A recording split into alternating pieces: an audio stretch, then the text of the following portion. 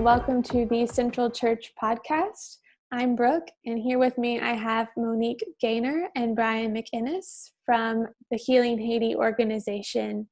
And these two representatives work with just a really awesome organization that does so much and a wonderful partner of Central Church. So we're just excited to get to know them a little more and a little more about Healing Haiti.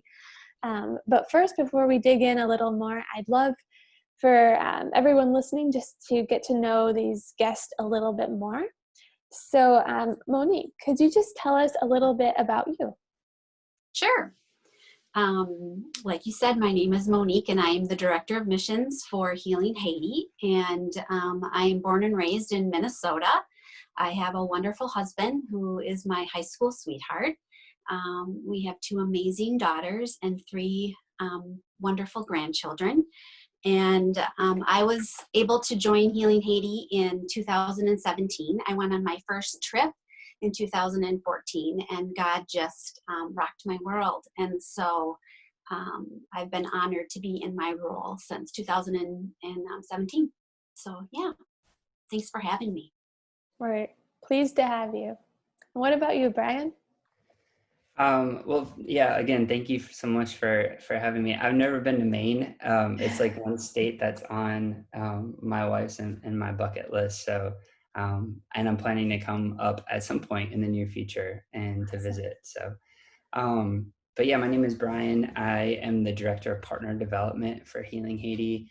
I'm from Minneapolis area, Minneapolis, Minnesota, and was there until about 2 years ago. So lived pretty much my whole life there. Graduated from college and went right into vocational ministry. So I was a youth pastor for 9 years, did some church planting, started a couple churches with my wife who I met in seminary and did that. And it was great. Towards the end, we just started to feel like there's just the sense of burnout and knew that our time in ministry in that way was coming to an end. And so we decided to move to my wife's hometown, which was about 1,000 miles away to East Texas. So, yeah, I was talking to these guys at the beginning before we started the podcast. It was a culture shock. Like I've been to a lot of different countries around the world, and it was very similar to leaving the U.S. for another country, moving from the urban north to the rural south, but have really grown to love it. And came on staff with Healing Haiti through this sort of process of God, just really opening my hands to God and asking him, like, what do you have for me now that vocational ministry that chapter is over, at least for now. And through sort of this awkward path, found my way to Healing Haiti because I'd actually been connected with Healing Haiti in the past. I was on a mission trip in 2016. One of the families in our church is actually our COO and his family now, COO for Healing Haiti. So I've always, sort of been connected since then and watched Healing Haiti do incredible things from afar, never really knowing that I would be a part of the ministry and especially in this capacity. So I'm honored. I came on staff in February, and yeah, it's an amazing thing to see what God is doing. I think our eyes are so focused on the U.S. because our lives so many of us are individually impacted by what's happening in our country. But even to see the people connected to Healing Haiti stand up and say, you know what, we're gonna care about people whose lives are outside the U.S. in a remarkable way. I've watched that happen over the course of the last few months, and it's incredible. So anyway, honored to be here, honored to be part of this podcast, honored to be connected to Central Church and Healing Haiti. So thank you. Well, thank you for coming, and we're glad to receive you anytime you guys come to Maine. I've been talking to a few Mainers about coming up, so I'm excited. Absolutely. Come in the summer, but other than that. Yeah, I've heard that. Well, I'm from Minnesota, so I'm not afraid. That's true. You're not afraid of the winters. Yeah, you kind of touched on it a little bit already, but we, like you said, we've been very focused on the U.S. and what we're experiencing and what we're learning which of course there's a lot of good in that too. And, I hope that we can continue to learn and grow through the challenges that we are experiencing. But, there's a whole world, and there's a lot of people that are hurting right now and in need of just an opportunity to shine some light on them as well. And at Central, we have and continue to hope to continue working with Healing Haiti. I know that during the several trips that as a church we've taken down to Haiti, those that have decided to go and serve, every time they come back different. Like Monique was talking about, it kind of rocked her world. And, I think everyone experiences that when they go, if they allow it to happen. And so we just, we want to talk a little bit more about that and just that impact that they see and experience when they're serving alongside you guys and the people that you work with. So Monique, though, I would love to just ask you, can you share with everyone just to start the mission of Healing Haiti and just kind of like what you guys are all about?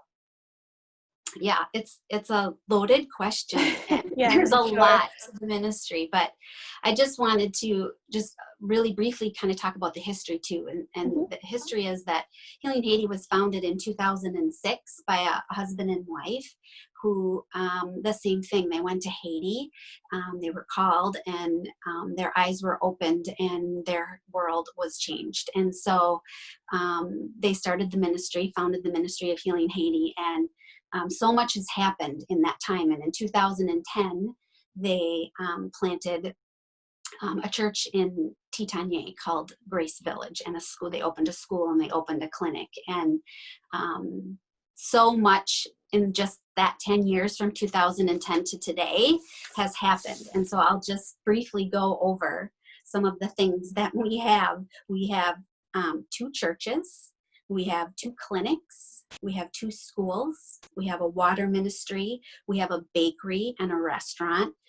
We have guest homes where we care for our people that come and serve with us, and we do elder care.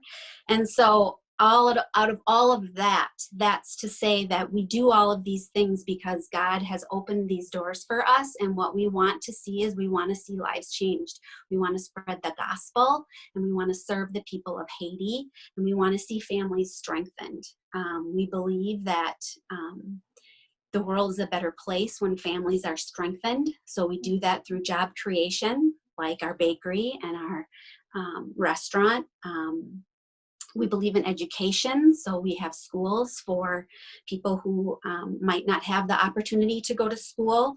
And a huge part of what we do is we bring down teams. We bring teams to come alongside us to be educated about all of these areas within our ministry and to serve. And we don't do things like build or paint or like other ministries do on missions trips. We do ministry where we come alongside and we visit our elders and bring them a meal and wash their feet and sing worship with them. We go to schools and visit children and do a language exchange program.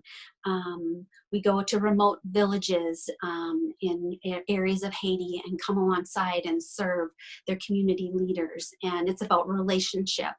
And we see God work not only in what we're doing for the Haitians, but in the teams that come down. God works in the people, and lives are changed through just serving and ministering. So that's not a complete story of everything that we do, but I hope it's a good synopsis of what Healing Haiti is kind of about. Yeah, for sure. I know there's probably hours and hours you can talk about with that question. But thank you for sharing that. And I had the honor to go in 2016, and I can definitely resonate with, the change that happens. I think kind of on all levels, you want lasting change for the people of Haiti, and you want change for the people that come and serve. And And really, that's kind of what we want as believers. We want people to have an eternal change that happens, especially with what's going on right now. There's a lot of hurting. There's a lot of disunity. There's a lot of sickness. And, there are things that we can do to bring healing, but ultimately, there's only one change, and there's only one fix that can happen, and that's through the gospel. And I think that Healing Haiti does a beautiful job at just making that the core of everything they do, is to bring that lasting change that won't go anywhere. Absolutely. Yeah, and I think that just really speaks into what we're experiencing right now as on a global level. This time has been a very difficult one for many people across the globe, no matter where you are, and that shouldn't be discounted, because these are very unprecedented times with like a lot of unknowns, and it's very scary for a lot of people. And I would say that certainly the people of Haiti have been affected too, probably on a much deeper level than most all of us here in the U.S. And I would love to just kind of go into that a little bit more. Brian, can you speak into how Haiti and the people you work with have been affected by what's going on right now? Yeah, I think exactly what you said. I mean, to the extent that things have sort of upended things for us here, it's even more so in Haiti, because so much of what's happening is connected. It's like a set of dominoes that you push one over and a whole bunch of them fall after. And so, I mean, of course, COVID-19 is in Haiti. The reality is we don't have a really clear sense of how widespread it is, just because of lack of testing. And there's not the sort of infrastructure built into the country like there is here, where we can get really any clear sense of that. And but we do know that things like social distancing, the availability of masks, the availability of ICU beds and ventilators and things like that, it's just pales in comparison to what we experience here in the US. And so certainly that's been affected. But even beyond that, when you think of businesses being closed down to create a lockdown situation, which happened in Haiti for a while, schools closed down, and you think about the effect that has on the economy. So what we've seen in Haiti is we've seen the currency value plummet. We've seen a lot of job loss, and so as we look sort of on the horizon of what effect what's happening right now in the world is going to have on Haiti long term, what we really are sort of zeroing in on is food insecurity and the need to one, sustain jobs, which Monique talked about is a huge part of what we do. Continue education, because now we're looking at a whole year essentially that's been lost because of what's happened, and then just the availability of food. And so what's great about in terms of our ministry is we really meet that head on, and that's a huge part of what we do, is education, job creation, and simply feeding. And so we're positioned in a really incredible way to respond to not only the need that's happening on the ground in Haiti now, but what's coming down the road. And unfortunately, the financial reality of what's happened means that a lot of organizations are having to leave Haiti, and they've been helping, of course, in so many different ways. And so we have this opportunity to fill a vacuum and come alongside Haitians in some new ways and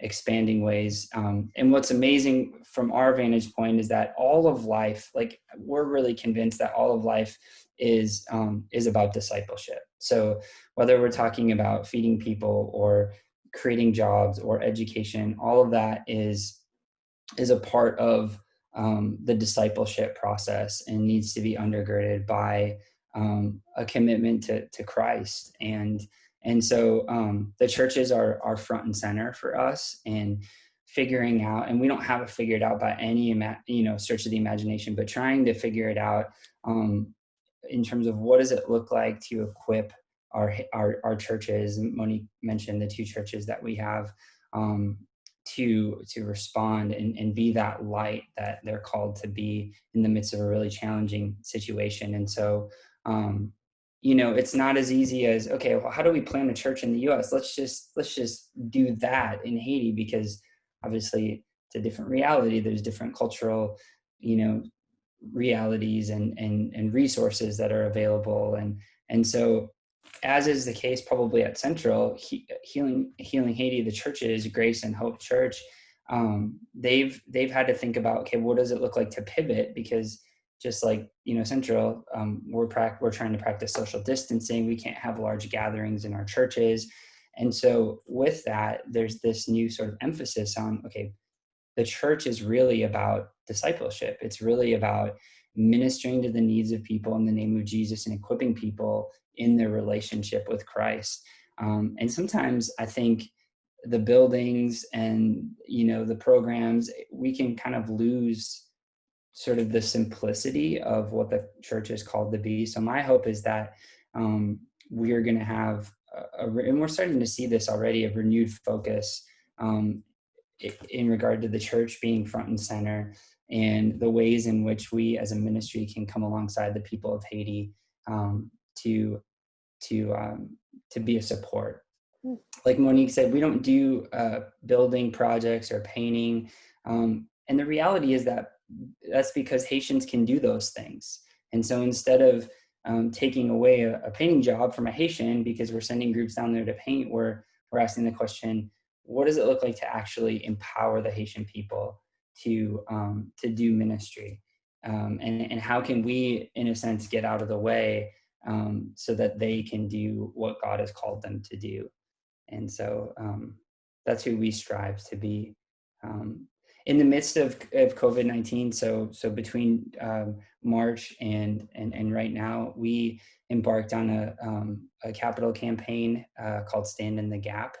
And our goal was to raise $220,000 between the end of March and the end of June. And we've been able to raise about $194,000 of that, which is huge for us, because the reality is that about a third of our income relies on trips going to Haiti, and we just haven't been able to do that. It's been off the table since the beginning of March, really. And so it's just, I'm so proud of the Healing Haiti community that's come alongside, and so let's make sure that we can continue to employ our 250 Haitian staff, continue to allow them to bring income in, continue to care for our elders, care for the children that we're entrusted with to educate, resource the churches, continue to provide jobs. And so it's been a really incredible journey. We're grateful for the people who have supported us, so many from Maine and from Central Church in particular. So thank you. Yeah.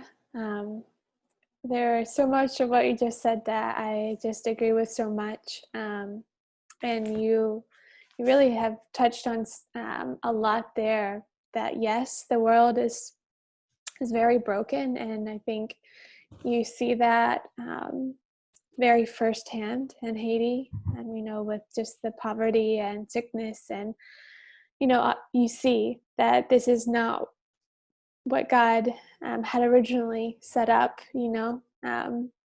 but he's also given us a way out of that. And you already, talked about this a little bit, but like, I know for us at Central, even in the midst of all that's going on, and the uncertainty and the fear and the sickness, we have still seen God move, and maybe even more so. We've seen, believers grow so much in their faith. We've seen people that, we live in a state that there's a lot of unbelievers, and we've seen people that would never go through the doors of one of our locations, listen online. And that's a big deal. And now we're starting to see them come to our in-person services, and just like little seeds being planted that before they wouldn't have been planted before. And it's amazing, and God has used something so terrible to still bear fruit. I think of the verse in Ephesians 5:16 that says, "Be very careful then how you live, not as unwise, but as wise, making the most of every opportunity, because the days are evil.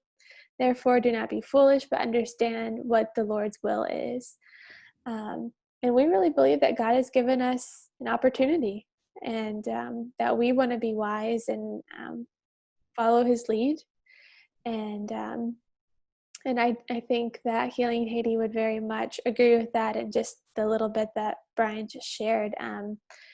I think that God is still moving, and he's going to continue to move, even in the midst of the world falling apart, it seems. So Brian, you've touched on it a little bit, but how have you seen God continue to move around you, even with everything that's going on? Yeah. Yeah, I would go back to the generosity piece. I think by nature of my role, I work with I'm the primary point of contact for our donors, and I think the tendency when our circumstances begin to change, and we see impending threats, whether it's sickness or financial disaster or whatever, the tendency is to just go insular, right? It's to, how can I protect my own? How can I create a scenario where I'm not affected, And so I think it takes a tremendous amount of faith to step out of that and to care about people who live, thousands of miles away, in a country that you may have never been to before, if you haven't been on a trip to Haiti. And so for me, it's like, wow, just the power of generosity, and then what that communicates to, in particular, like our Haitian staff, to be able to, keep them employed, knowing that the people of the U.S. who, are partners with them in ministry and are going through, situation with COVID-19 are still thinking about them and caring about them, and wanting to partner with them.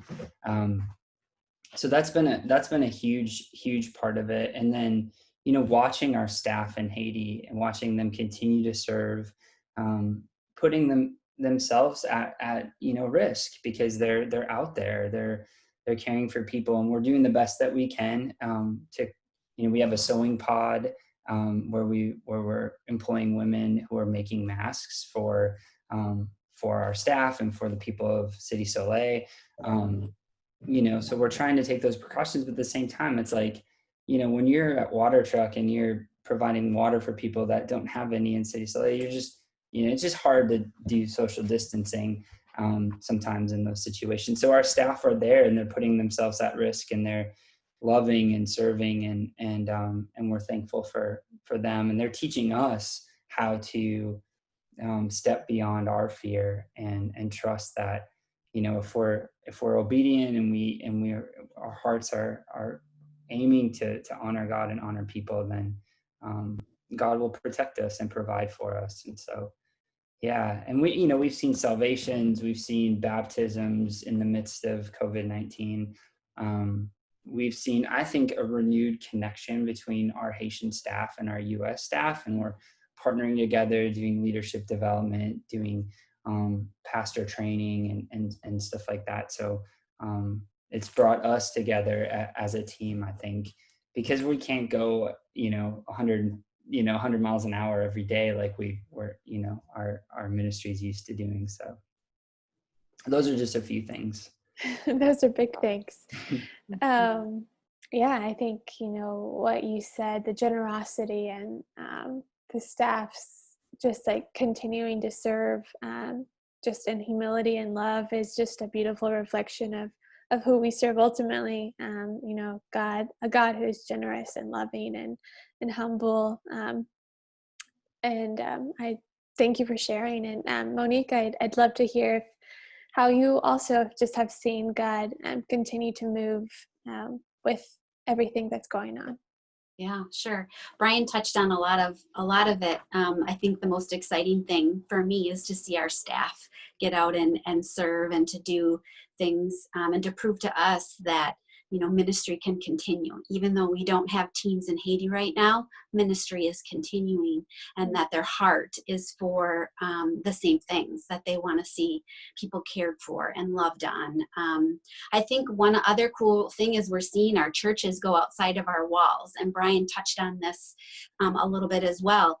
Our pastors, in Haiti, it's very traditional to have, church, and you come in and you're dressed nice and all of those things. But with COVID-19, we all know that we're not able to do that. And so they're really getting out there outside of the walls, the four walls of the church, and ministering and reaching out and creating groups within neighborhoods and using tools and technology, WhatsApp, and connecting with people in various ways that, like you said, Brooke, too, it's challenging us to get outside of our comfort zones and to find new ways to connect with people. And they're doing that in Haiti too.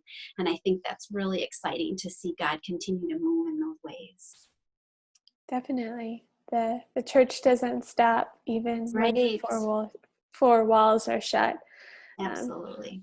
That's beautiful. And I would love for you to share too, Monique, just how we can pray for Healing Haiti, for the people there, for the staff, just everyone. We would love to just very intentionally lift Healing Haiti, and all of that encompasses up a prayer, and we would love to know more specifically how we can do that. Sure. Well, we appreciate that so much. And I would say the thing for us right now, as the borders are opening and the airports are opening, to really pray for wisdom and discernment as we begin to send teams back to Haiti. What does that look like? And that God would make it really clear to us when we should go back, and that people would want to go. Pray that people would go. We still need people to come and to serve and to help our ministry grow financially, so that we can continue the work that we're doing. So that would be one, just around all of our teams. I would say just continued provision in our ministry, that people would continue to give. Brian mentioned our Stand in the Gap campaign. It's been so important to us that we are able to pay our staff and continue to employ the people that we have. And so I would say that would be a huge one, to continue to pray for provision. And then just protection over our staff and over our long-term ministries, that they would continue to stay healthy. We have not had anybody get COVID-19 in Haiti, and that's a huge blessing. Oh my goodness, we feel God's protection, and we would just ask that people continue to pray for just God's protection over our health and safety, for sure. Well, thank you for sharing, and we definitely want to just really intentionally pray over all of those things, and continue to do that. Well, on that note, I just want to thank you both for sharing. Thank you for just being really genuine and honest with us. And I hope that everyone listening just felt that, and that that you guys would consider, doing these things. If nothing else, please join me in prayer for Healing Haiti and for the staff, for the people, just for provision, for all of the things that Monique just shared. That's something that you can do right now. And I encourage you to do it, everyone listening. And again, thank you guys just for being here, for taking time out of your day. And before we wrap up, though, I would love to just end our time in prayer. Thank you. Father, we love you, and we thank you. We know that we could choose to be scared and to be isolated and to think only about ourselves, but you have called us to more. And I just pray that we would grow closer to you, that we would think about other people, that we would think about the people in Haiti right now, the Haitians who are being impacted far more than I know I am. And I just pray that you would just protect them in all of the ways. And I pray over the staff at Healing Haiti, the ones in Haiti, God, that you would continue to protect them and that they could continue to just be on the front lines, so to speak, and just to show who you are still. And I pray for all of the other staff members and the donors and just everyone associated with what you're doing through Healing Haiti and the U.S. as well. I pray that they would continue to be a support for this organization, for these people, God. I just pray that you would give them wisdom as they make decisions. And God, we just know that you are good. We just thank you for everything you do. And please continue moving in a way that only you can. In your name I pray. Amen. Amen. Amen. Well, again, thank you for listening. And I encourage you to tune in for another episode at the end of the month. Have a great day and God bless.